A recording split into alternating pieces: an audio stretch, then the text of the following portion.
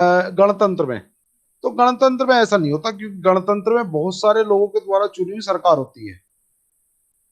सरकार को बहुत सारे लोग मिलकर के चुनते हैं। होता तो यहाँ भी ऐसी है कि एक बड़ा हिस्सा परेशान रहता है, लेकिन कई बार जब हम देखते हैं तो राजा से जितना लोग परेशान होते हैं, उतना बड़ा हिस्सा लोगों का गणतांत्रिक सरकार से घृणा नहीं करता। वरना तो गणतांत्रिक सरकार से ज्यादा घृणित हो सकते थे। तो यहाँ राजा को कई बार लोग इरिटेट हो जाते हैं राजा के कार्यों से, कहने लगते हैं भी राजा तो बड़ा क्रूर है, राजा तो बड़ा निर्दयी है, अलग अलग कर लगा दिए हैं। जिसमें कि जो गणतांत्रिक सरकार होती है, उसके किए गए कार्यों को एक बड़ा हिस्सा सराहता भी है, उसको अप्रिसिएट भी करता है, अप्रिसिएशन भी करता है कि हाँ, जो कार्य किया है वो अच्छा किया है। लेकिन वो सर, गण हाँ। लेकिन राजतंत्र में तो हमें ये है कि हमारे पास कोई चॉइस नहीं है। लेकिन हाँ, गणतंत्र में तो बहुत सारी सरकार की पार्टीज की चॉइस होती है, तो फिर उसमें तो घृणा करने की संभावना और बढ़ जाती है ना, कि हम दूसरी पार्टी को सपोर्ट करते हैं ज्यादातर। नहीं नहीं, इसलिए नहीं बढ़ती। जैसे वर्तमान सरकार है, वर्तमान सरकार का जब हम एक बड़ा हिस्सा देखते हैं, तो बड़ा हिस्सा जिन लोगों ने वोट दिया, वोट ऑफ परसेंटेज निकालते हैं, है ना। वोट ऑफ परसेंटेज निकाल करके देखते हैं कि इतना बड़ा हिस्सा इसके साथ है। घृणा नहीं करते लोग, उसकी बुराइयां करना शुरू कर देते हैं। जब करते हैं जब चुनाव नजदीक आने लगते हैं, शुरू से नहीं करते हैं। अब जैसे राम मंदिर का मुद्दा है, अपने यहाँ की अगर बात करें,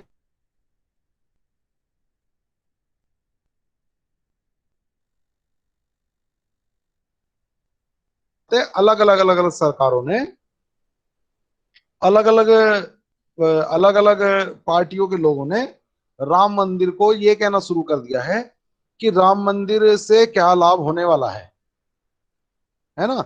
तो जो पार्टी विशेष से जुड़े हुए लोग हैं वही करते हैं, आम जनता घृणा नहीं करती है।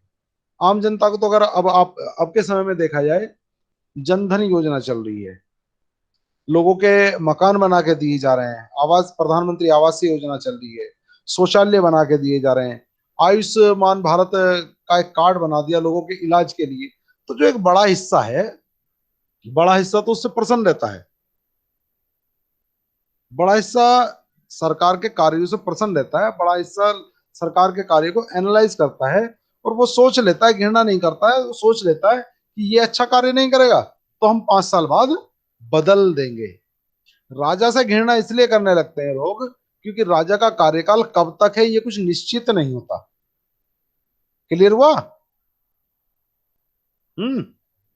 चलिए, वो मैकियावेली जब कहता तो गणतंत्र के दो एक नुकसान भी बताता है, कि गणतंत्र में दो तीन नुकसान भी हैं।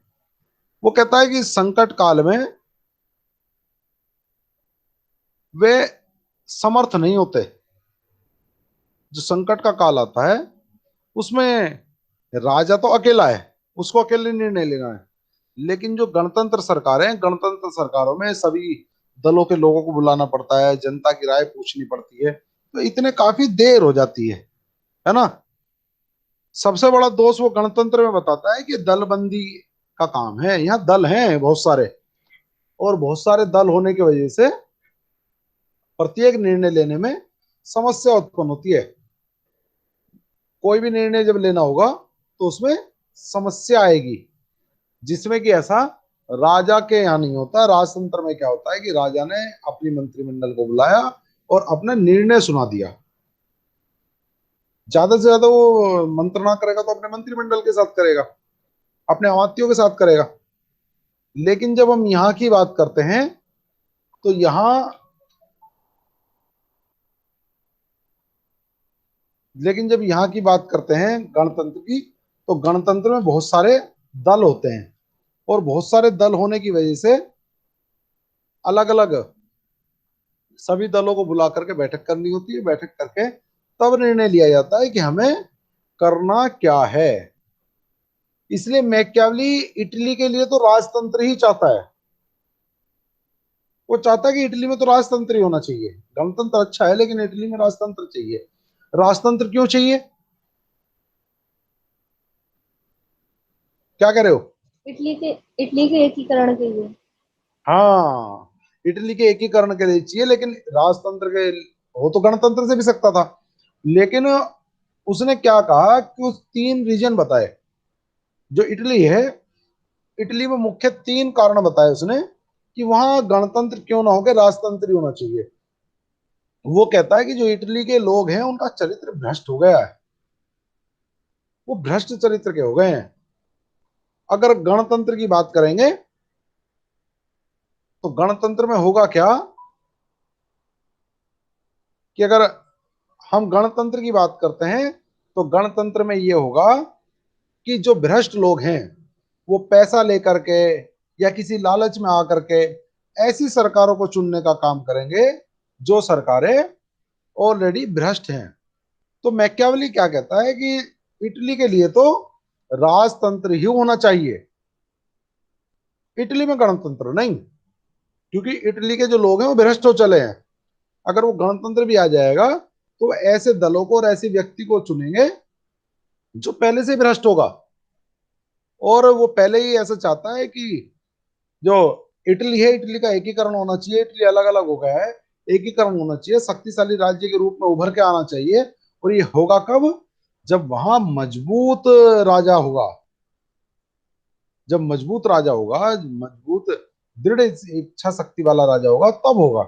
और अगर लोकतंत्र आ गया, लोकतंत्र में वहां के भ्रष्ट लोगों ने किसी भ्रष्ट व्यक्ति को चुन लिया, तो स्थिति फिर से वैसी की वैसी ही रह जाएगी जैसी कि पहला हुआ करती थी। वो कहता है कि राज्य की संपत्ति की असमानता है, जो राज्य की संपत्ति है वो असमान फैली हुई है, किसी के पास ज्यादा है, किसी के पास कम है, कहीं बहुत अधिक हो गई है, कहीं बहुत कम हो गई है।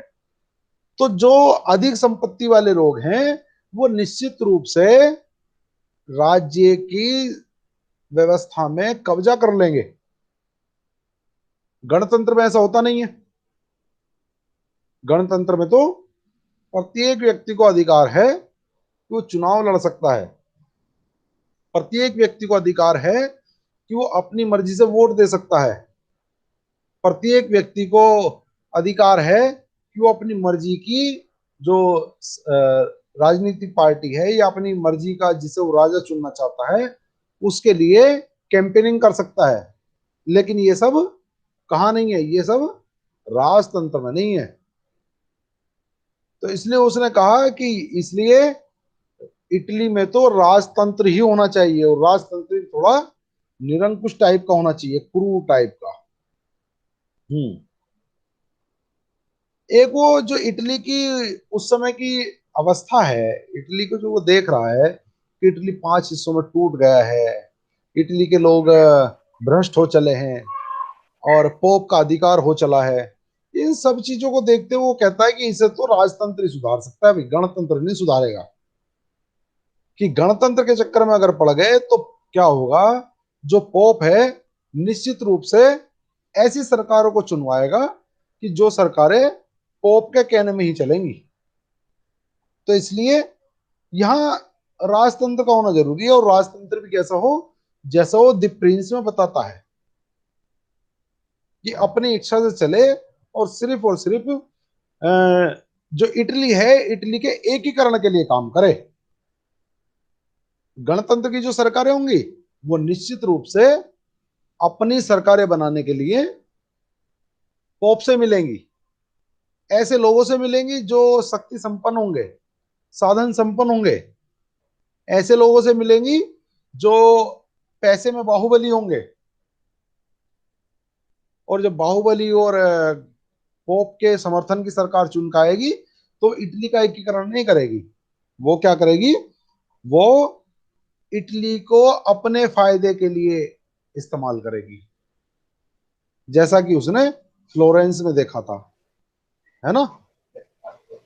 तो इसलिए वो सर चाहता है। उसका इटली के एकीकरण का तो फिर उसका मेन फोकस था, लेकिन मुझे तो मतलब हर टॉपिक पे क्लास ये आता है कि वो पोप के आधिपत्य को खत्म करना ज्यादा फोकस हाँ कर रहा है। हाँ, नहीं देखो ये है ना कि जो मध्य युग है, मध्य युग में हुआ क्या है, मध्य युग में जो चर्च है, चर्च ने राजनीतिक सत्ता में हस्तक्षेप करना आरंभ कर दिया है। और चर्च ने ये कहा है कि राजाओं को दंड देने का अधिकार चर्च को है, कि जो चर्च है वो राजाओं का दंड दे सकता है, कि जो राज्य है वो ईश्वर द्वारा बनाई गई संस्था है, और राज्य पर निगाह रखने के लिए ईश्वर ने चर्च को स्थापित किया है। चर्च मतलब पोप को स्थापित किया है, कि पोप देखेगा कि किस तरह से राज्य चल रहा है। तो अब सारी सारी शक्ति किसके हाथ में होगी? पोप के हाथ में। तो पोप को जब लगता था कि जहां भी लाभ है वो उसी राज्य को फ्लोरेंस पे और इटली के अन्य गणराज्यों पर आक्रमण करने के लिए और हस्तक्षेप करने के लिए आमंत्रित कर देता था। उसे लगा कि अब स्पेन ज्यादा फायदेमंद है तो स्पेन को बुला लिया, फ्रांस ज्यादा फायदेमंद है तो फ्रांस को बुला लिया। उसे जो भी देश ऐसा लगता था कि मेरी सत्ता चलती रहेगी, चर्च सत्ता में शक्तिशाली रहेगा, चर्च उसको आमंत्रित करता था। इसलिए चर्च के आचरण को देख के ही वहां के जो जनता है, आम जनता है, उसका आचरण भी भ्रष्ट हो चला था। धर्म से सबका विश्वास उठ गया था। कोई ये मानने को तैयार था नहीं कि धर्म भी कुछ चीज है, क्योंकि सब देख रहे थे कि जो धर्म है, धर्म मतलब चर्च, चर्च मतलब पोप, और जो पोप है वो तो भ्रष्टाचार में लिप्त है। तो लोगों का जो विश्वास था चर्च पे से वो उठ गया था। इसलिए अब उनका मेन फोकस ये था कि किसी भी तरह से जो मध्य युग की मान्यताएं हैं राजनीति में, जो चर्च का एक अधिकार हो चला है मुख्य रूप से, तो उसको समाप्त करना चाहिए। अगर वो समाप्त हो जाएगा तो सब ही ठीक हो जाएगा। अब देखिए, अगर किसी भी देश की राजनीतिक सत्ता पर किसी मंदिर का, मठ का या चर्च का अधिकार हो जाए, तो फिर तो उसी तरह से चलेगी ना जिस तरह से मंदिर, मठ या चर्च चाहेंगे। तो इटली की जो स्थिति है यही है। मध्य युग में चर्च ने अपने कब्जे में ले रखा है, चर्च जैसे चाहता है वैसे वैसे चलता है। तो मैकियावेली का मानना यह है कि सबसे पहले जो चर्च है उसकी सत्ता समाप्त हो, मध्य युगीन जो मान्यताएं हैं वो समाप्त होनी चाहिए। इसीलिए वो कहता है कि धर्म और नैतिकता उसका मुख्य जो चिंतन है, चिंतन की मुख्य विशेषता ये भी है कि धर्म और नैतिकता को अलग कर रहा है वो, है ना। वो कह रहा है कि राजा को राज्य का विकास करना चाहिए, इसमें धर्म है अधर्म है ये नहीं देखना चाहिए। नैतिक है, राज्य को बढ़ाने के लिए जो संसाधन है वो नैतिक है या अनैतिक है, इस पे ध्यान नहीं देना चाहिए। तो राजा को पूर्ण रूप से नैतिकता, अनैतिकता और धर्म और अधर्म के बीच के फासले को समाप्त कर देना चाहिए, उसे अपने राज्य का विकास करना चाहिए। ऐसा मैकियावेली का मानना है, और मैकियावेली ऐसा ही चाह रहा है। द प्रिंस पढ़िए, प्रिंस में वो यही कहता है। डिस्कोर्सेस पढ़िए, उसमें गणतंत्र का वो सारा बताता है। लेकिन मुख्य जो उसकी बुक पुस्तक है जो इटली को विकास करने के लिए बात करता है वो है द प्रिंस। द प्रिंस आप लोगों को पढ़नी चाहिए एक बार, है ना। और डिस्कोर्सेस भी मिल जाए तो डिस्कोर्सेस भी पढ़ाए। अब मेरे ख्याल 11 बजे उनकी अशोक सर की क्लास होगी। कल हम कल क्लास होगी, कल क्लास 10:30 बजे ही होगी। और सब टाइम से जुड़े, एक भी जुड़ जाएगा तो हम आगे चलेंगे। और सर हाँ, सर 11:30 बजे होगी। 11:30 बजे? नहीं सर, अशोक सर की 11:30 बजे होगी। किसने कहा? Sir Ashok, yes sir. किसने कहा? सर अशोक सर ने कब? कहा था।